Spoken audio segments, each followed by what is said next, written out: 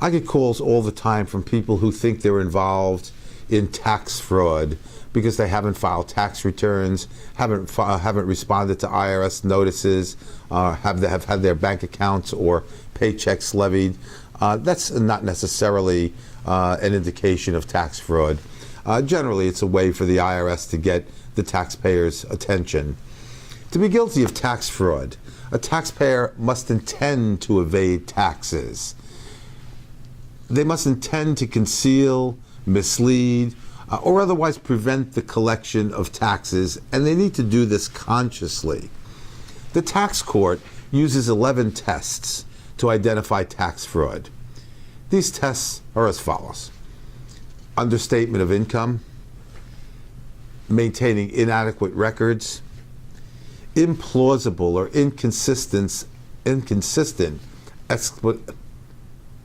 explanations or behavior, concealment of income or assets, failing to cooperate with tax authorities, engaging in illegal activities, intent to mislead, which may be inferred from a pattern of conduct, lack of credibility of taxpayers' testimony, filing false tax documents, failing to file tax returns, and finally, dealing in cash.